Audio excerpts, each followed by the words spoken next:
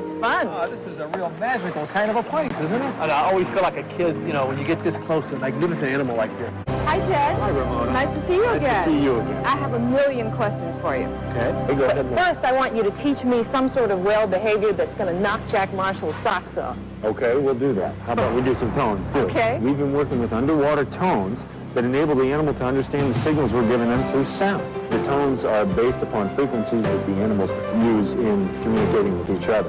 We have underwater speakers in all of our pools, and we transmit sound through this micro-terminal computer.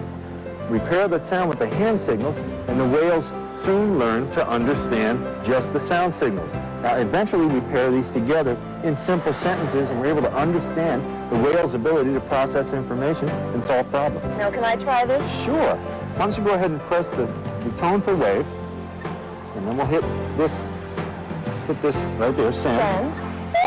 Now, what is... There's a wave tone. Let's see what Kayla does. Oh, that's neat. She's responding to that tone. That's right. You just trained your first killer whale. Now, I thought that you actually talk to them, but you don't. You use this system. Well, we do a lot of different systems. We use the tones, we use the hand signals, we use some verbal communication. You want to try another one? Sure. All right, let's try the hula. Press hula. Hula. Then hit send. Send. Let's watch Kayla. Oh, neat. Look at that. Yeah, Oh, my there you goodness. go. She's doing the hula. That's right. Oh, that's great. You're good at this. I could do this.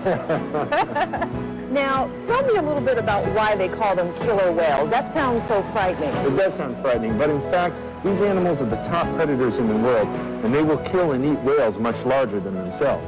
The old maritimers used to see them actually killing and attacking larger whales, and they got the name whale killer, and it got convoluted over the years to killer whale. Now, we see them reacting to these tones, but how smart are these animals? They're smarter than you and I, that's for sure, because they would learn these lines much quicker than we do. So they are very, very bright animals. They can pick up quickly, and they do understand some very complex learning situations. But to really quantify how smart they are is very difficult at this time. We just don't know enough.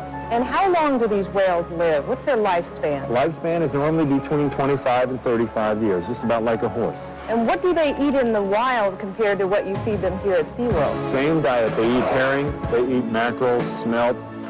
We don't feed them sea lions, but they do eat sea lions in the wild, and whales much larger than themselves. They will dine on anything that is available to them. They're very opportunistic hunters. But when the opportunity, the herring and salmon is there, they prefer that. So that's what we feed these animals. Now, are the winters difficult for them here at SeaWorld at Aurora? It's only difficult for the trainers. We freeze to death, but the whales don't mind. Keep in mind, they're from the Arctic and Antarctic regions, from the ice cap region. The weather up here is terrific as far as they're concerned. Now, is it a myth or a fact that these animals are endangered? It is a myth. Now, all marine mammals are protected, but killer whales numbers are very plentiful right now, but that doesn't mean that soon they won't become endangered. That's why it's important to gather all the information that we can about them so we can understand the wild populations much better. Really do. Now, it's just like children. They don't like strangers touching them, but eventually they warm up to them. And over time, they learn that this is a lot of fun for them. Remember, they don't just eat fish every time they do a correct behavior. They get all kinds of different types of attention.